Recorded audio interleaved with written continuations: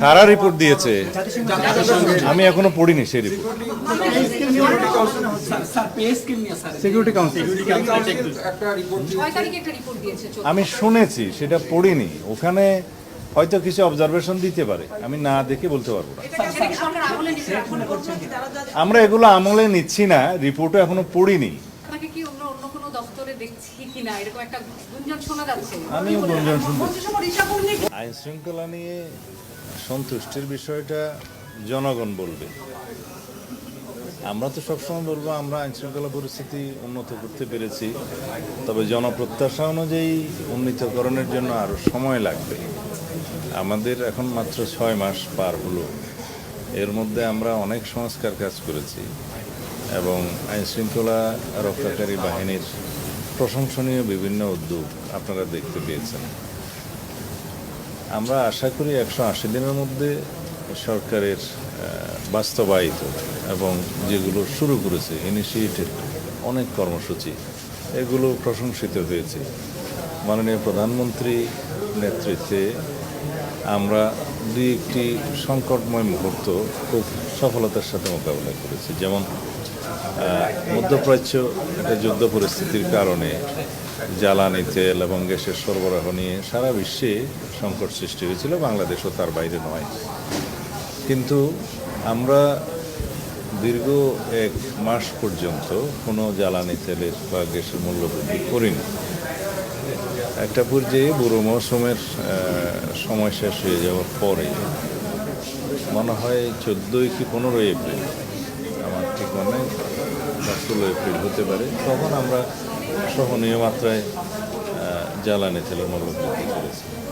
বুড়ো মৌসুমে কৃষকদের কথা চিন্তা করেই তিনি সেই সিদ্ধান্তটা নিয়েছিলেন যে সেই সময় পর্যন্ত কোনো জ্বালানি মূল্য বৃদ্ধি করা হয়নি। যদিও ওই সময়ে সারা বিশ্বে আমাদের পার্শ্ববর্তী দেশসহ অনেক দেশেই জ্বালানি তেলের মূল্য প্রায় দ্বিগুণ হয়ে গিয়েছে। এরপরে আমাদের গ্যাস সংকট, জ্বালানি সংকট, এগুলো বিগত ফেসিবাদী সময়ে রেখে যাওয়ার সমস্যা আমরা ওভারনাইট এখান থেকে ওভারকাম করতে পারিনি। তো এখন এই সমস্তগুলো সাকসেসফুলি আমরা মোকাবিলার চেষ্টা করছি এবং ভবিষ্যতে যাতে জ্বালানি নিরাপত্তা রাখা যায়, জ্বালানি তেলের সরবরাহ ঠিক রাখা যায় এবং আমরা মজুদ রাখতে পারি একটা সার্টেন সময়সীমা পর্যন্ত, সেই পরিকল্পনা আমরা নিচ্ছি। আপনারা ইতিমধ্যে লক্ষ্য করেছেন যে ভবিষ্যতে যাতে জ্বালানি এবং বিদ্যুতের কোনো সংকট না হয়, যেহেতু আমরা ব্যাপক বিনিয়োগ ইনভেস্টমেন্ট আহ্বান করছি সারা পৃথিবী থেকে এবং বাংলাদেশের আভ্যন্তরীণ বিনিয়োগ হবে ব্যবসা বাণিজ্য সার্কুলেশনের জন্য, উৎপাদনের জন্য। জ্বালানি এবং তেলের সরবরাহটা প্রাইমারি এনার্জি, এটা গুরুত্বপূর্ণ ভূমিকা রাখে। সেই জন্যই আমরা পরিকল্পনাগুলো নিচ্ছি, আপনারা এটা প্রতিনিয়তই জানতে পারছেন। আমরা মাতারবাড়ি গভীর সমুদ্র বন্দর মাননীয় প্রধানমন্ত্রীর নেতৃত্বে ভিজিট করতে গিয়েছিলাম। সেখানে আমরা ল্যান্ড বেস এলএনজি টার্মিনাল করার বিষয়ে আমরা সিদ্ধান্ত নিয়েছি, মাননীয় প্রধানমন্ত্রী সিদ্ধান্ত দিয়েছেন। এবং নিশ্চয়ই আপনারা জেনেছেন ইতিমধ্যে আরেকটি এফএসআরও স্টাবলিশ করার জন্য এই মহেশখালী একটা সার্টেন জায়গায় সিলেকশনের জন্য জরিপ চলছে এবং সিদ্ধান্ত হয়েছে এখানে G2G ভিত্তিতে আরও একটি এফএসআরও, 2টা এফএসআরও নির্মাণ করা হবে। তা এখন যে এফএসআরওগুলো আছে সেগুলো একটা সামিটের আর একটা এক্সিলারেট এনার্জির সঙ্গে। তো এগুলো মাঝে মধ্যে বিভিন্নভাবে যান্ত্রিক ত্রুটি দেখা দেয় বা বিভিন্ন রকম সমস্যা দেখা দিলে সরবরাহ বিঘ্নিত হয়, তো যে সমস্যায় আমরা পড়েছি।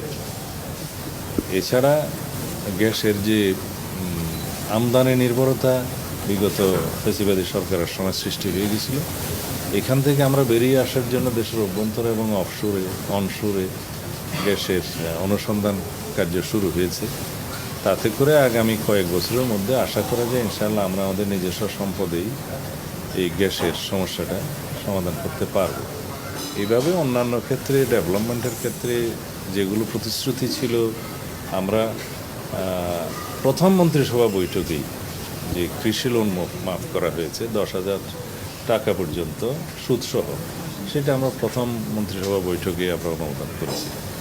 এর বাইরে ফ্যামিলি কার্ড, কৃষক কার্ড এবং ইমাম মুয়াজ্জিনদের সহ অন্যান্য উপাসনালয়ের ধর্মাবলম্বীদের যে উপাসনালয় কর্তা তাদেরকে অনুদান দেওয়া, রাষ্ট্রীয় স্বীকৃতি দেওয়া, এর বাইরে ক্রীড়াবিদ সংস্কৃতিজীবীদেরকেও স্বীকৃতি দেওয়া রাষ্ট্রীয় ভিত্তিতে, এগুলো আমরা শুরু করেছি। কোনো কোনো ক্ষেত্রে প্রতিপালন অধিকাংশ হয়েছে।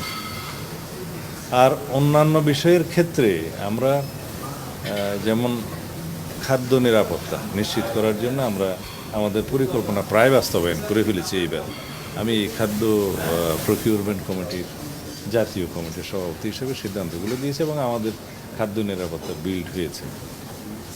আর অন্যান্য ক্ষেত্রে বিভিন্ন মন্ত্রণালয়ের যে অগ্রগতি 180 দিনের মধ্যে আমরা করতে পেরেছি, সেগুলো কম্পাইল করে মাননীয় প্রধানমন্ত্রীর প্রেস সেকশন থেকে অথবা একটা কম্পাইল করে আমরা মিডিয়ার কাছে প্রকাশ করব আশা করি। কারা রিপোর্ট দিয়েছে আমি এখনো পড়িনি সেই রিপোর্ট। স্যার পে স্কেল নিয়ে স্যার সিকিউরিটি কাউন্সিল 6 তারিখে একটা রিপোর্ট দিয়েছে। আমি শুনেছি, সেটা পড়িনি। ওখানে হয়তো কিছু অবজারভেশন দিতে পারে, আমি না দেখে বলতে পারবো না। এটা কি সরকার আমলে নিচ্ছে? আমরা এগুলো আমলে নিচ্ছি না, রিপোর্টও এখনো পড়িনি। তাছাড়া আমি যতটুকু শুনেছি পত্রিকান্তরে, সেটা ওখানে বলা হয়েছে যে তারা একটা এজিউম করেছে, একটা অনুমান করেছে যে এরকম হতে পারে। তো অনুমান নির্ভর কোনো রিপোর্টের উপর আমরা দেখতে মাননীয় মন্ত্রী, আপনাকে কি অন্য কোনো দপ্তরে দেখছি কিনা এরকম একটা গুঞ্জন শোনা যাচ্ছে? আমিও গুঞ্জন শুনছি।